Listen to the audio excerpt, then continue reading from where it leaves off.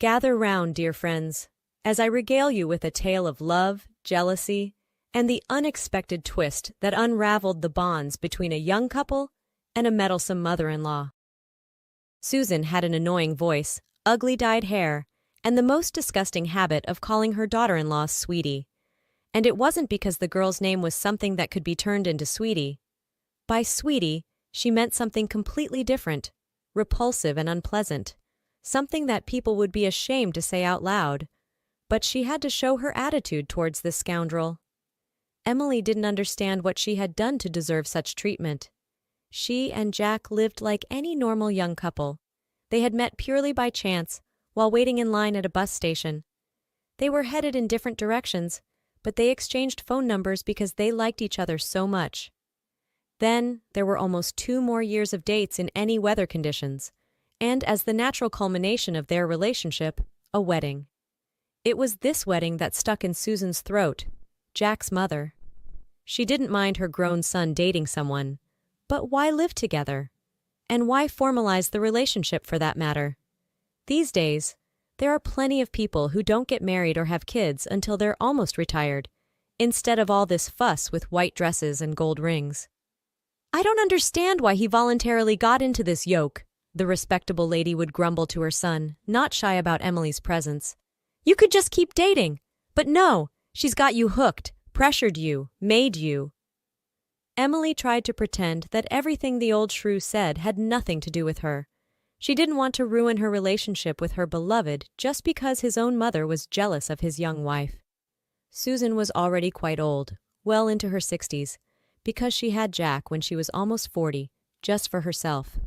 Sometimes the young woman was tempted to ask if Jack growing up without a father was the result of some guy not wanting to tie the knot. But for obvious reasons, the girl kept quiet like a partisan.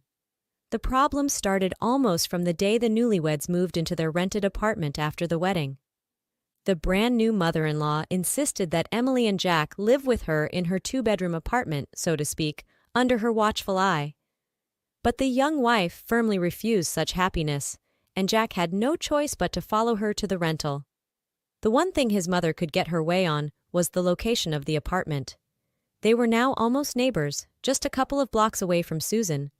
But Emily had to come to terms with this, so as not to start her married life with a huge scandal. So the elderly woman would come over every day like she was going to work, constantly criticizing and criticizing.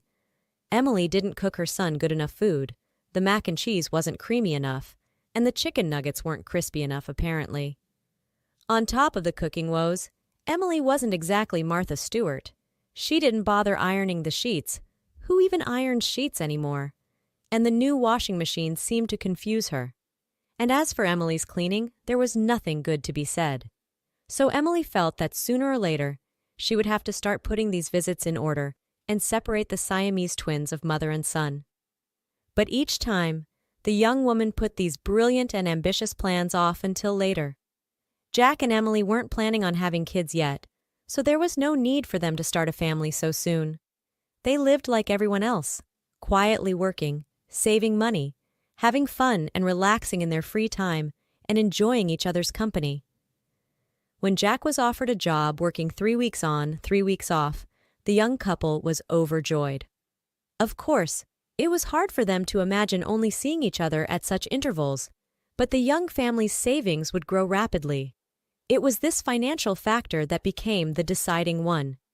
It was because of this that Jack agreed. At first, this work schedule was difficult for both newlyweds. They missed each other terribly, but then they got used to it, and they even started to like spending every 3 weeks together after Jack's shift. The only one who couldn't get used to her son's new work schedule was Susan.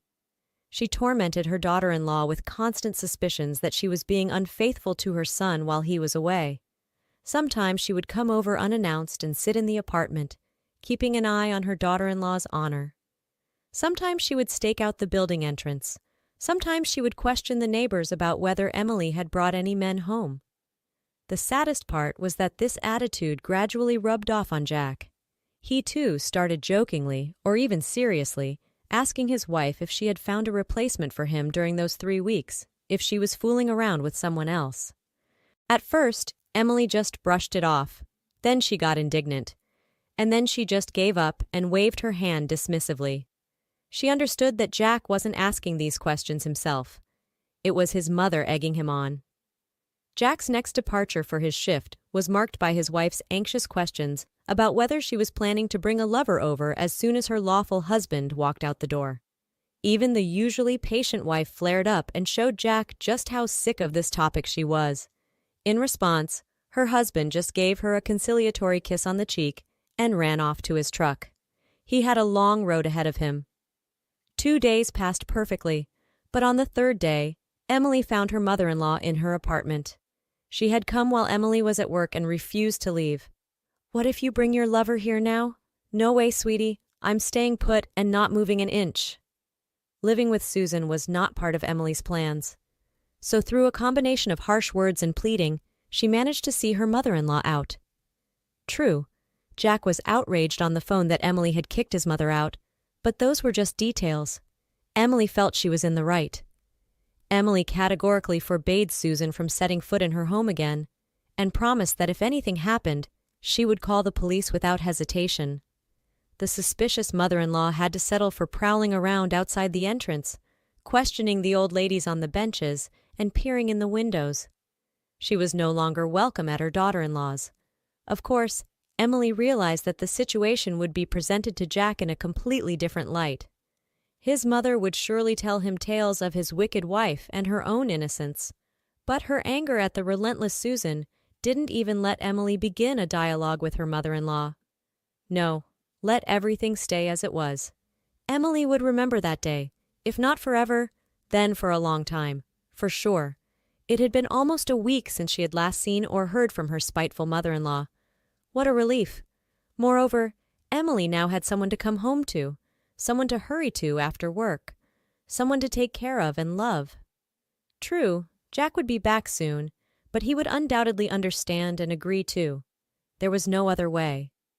Emily walked into the apartment and started her usual daily routine. She unpacked the grocery bags, took a shower, and put soup on the stove. The scrape of a key in the lock was news to her. Could Susan have come to lecture her again? Emily froze in the hallway, ready to meet her mother-in-law with an angry rebuke. But instead, Jack unexpectedly appeared in the doorway. "Where is he? Where are you hiding him? You're cheating on me?" Her husband advanced on Emily threateningly, fists clenched and eyes blazing. "Well, look at you, you cheating tramp!" Emily thought Jack was going to hit her. He seemed so outraged by the light robe she had thrown on after her shower. And there in the doorway, her mother-in-law smirked cunningly at her.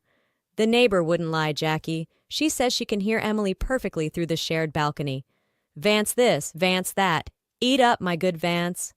"She's definitely hiding someone." I welcomed a snake into my bosom. Jack rushed into the bedroom, and Emily was dumbfounded at what this man she called her beloved husband was doing. The young woman ran after her spouse, but both Jack and Susan, who hadn't even taken their shoes off as they barged into the apartment, stood frozen in the doorway like pillars of salt. Because the Vance Emily had been sweet-talking, and that the neighbor had overheard and promptly reported to his mother, Jack saw him with his own eyes. And it wasn't some hunky 2-meter-tall muscle man. On the armchair, huddled against a cushion, was a tiny striped kitten. The little cat had been scared by the strangers, and now looked warily at the man's contorted, angry face. Emily had found this poor creature abandoned in the trash 4 days ago, named him Vance, and started caring for him. She had hoped to have him litter-trained by the time Jack returned and surprise her husband. It's okay, my little one," Emily said, picking up the fluffy kitten and petting it. So you're not cheating?" Jack seemed to come back down to earth and now looked like any ordinary man who had desperately missed his wife during their forced separation. "I thought, well, come here." Jack opened his arms for an embrace, but Emily didn't move. "Well, what's wrong, baby?" Jack looked puzzled. Instead of hugging her husband, Emily, under her mother-in-law's piercing gaze, briskly started packing her things.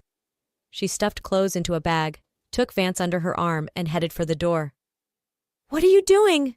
Jack wailed. "You're leaving because of this cat?" At the doorway, Emily turned back.